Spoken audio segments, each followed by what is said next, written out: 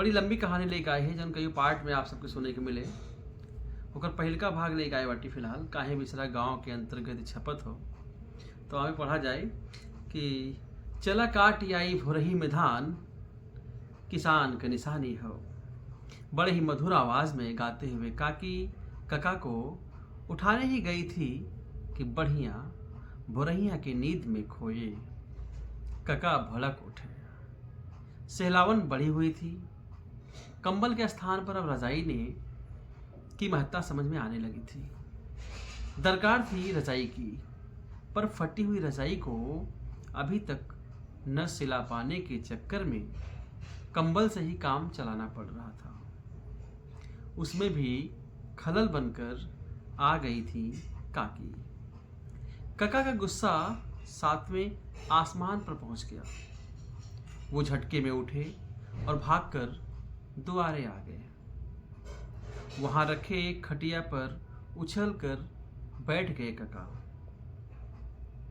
कका लगातार बड़बड़ाए जा रहे थे। न चलब धान काटे, जा जौने करे के होए कैली हो। लड़कियां बच्चन के खाए के आटे चाहे ना आटे, का हम सब ठीका ले है। ससुरे गांव घर छोड़ के परेशान अब परदेश छाए हैं। कभों अबू करत हन तब मेहमाने की ना यहीं छा भरे के और फिर गायब हुई हैं। उहो समय देख के आवत हन कि जहिया काम धाम से रचकव पाला न पड़ई। मूला जात कई बोरिया भरी भर के चाउर पिसान गठियाई ले ही। सिरका खटाई के झोला अलग से, गुड़ खाड़ तेल कुल काव पाई काव गठियाई ले जाए वाली हाल हो जात। कंबल के बिना गुस्से की वजह से कका कांप रहे थे और चिल्लाए जा रहे थे। काकी अचानक से हुए इस प्रहार से एकदम से डर गई थी। एक टक बस उन्हें ही निहारे जा रही थी। इनका ऐसा रूप तो आज तक काकी ने कभी नहीं देखा था। काकी बेचारी परेशान कि अब क्या ही किया जाए। रूठे रूठे हैं पिया, मनाऊं कैसे, रूठ जाऊं कैसे वाली हाल में तो नहीं आई काकी, बल्कि गुस्से में नहाकर डराती हंसिया वहीं उनके बगल ही पटक कर घर में चली गई। अब तक अगल बगल के 2-4-10 लोग इकट्ठे भी हो गए थे। कका अभी भी तमतमाए तवे की भांति जल रहे थे। जहां पानी के 4-6 छींटे पड़ते ही वो उबल पड़ रहे थे। लोग अगल बगल से कुछ देर देखे और अपने अपने घर को चलते बने। काकी घर के कामों में भिड़ा गई थी। समय बीतने के साथ ही कका का दिमाग भी कुछ ठंडा हुआ और अपने किए पर पछतावा भी उन्हें हुआ। दिमाग काकी से बतियाने हेतु तमाम नुस्खे खोजने लगा।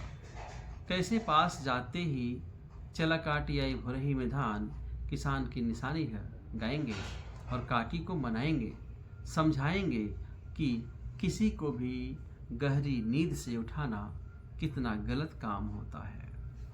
दिन रात खटते खटते तो वैसे ही सोने के लाले पड़े रहते। ऐसी नींद तो कभी कभी ही नसीब होती है, उसको भी तुम ऐसे ही उड़ाने के फेर में थी। कहेंगे कि यह मेरी बरे त हम गलती मानत है, मुला कृपा कई के अगली बेरी से कहो हमार नींद ऐसा खराब जिंदगी हो। ये हम समझावत है कि हड़कावत है ना, नहीं इसने कहब रच के और नरम बोली भाषा में बतियावे के पड़े। कका बोलने मनाने के खूब प्रैक्टिस में लगे हुए थे और काकी के पास पहुंच गए। काकी मस्त हो अपने काम में लगी रही।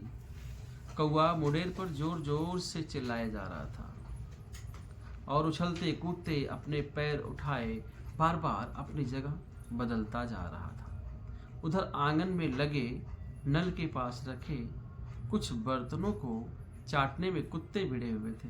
ध्यान अपनी ओर खींचने का एक बहाना कका को मिल ही गया था।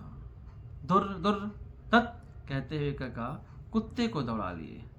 बेचारे गुर्राहट भरे शब्दों के साथ काका को घूरते हुए पीछे की ओर से बाहर भागे। काका की आवाज़ सुनते ही काकी झट से उठ बैठी और बर्तन मांजने को दौड़ पड़ी। काका झपट कर काकी का हाथ धर लिए। अरे अरे कहते हुए काकी अपना हाथ छुड़ाने लगी। अरे ये का हो ललवा के बाबू? हाँ हाँ यह सही है वो ललवा के माई, अभी बर्तन तू ना बलुक हम धो का। काकी घबरा उठी। अब ये नया बखेड़ा कहाँ से आए टपका? कहो तू भांग तो ना खाई ले है आज कि हम ही सपना देखत है तू और बर्तन मजबा सूरज देव कहर से हुए ना आज। काकी मंद मंद मुस्कुराहटों के साथ काका से बोले जा रही थी, जबकि काका अपने किए पर शर्मिंदा थे। नमस्कार, अगला भाग जल्दी।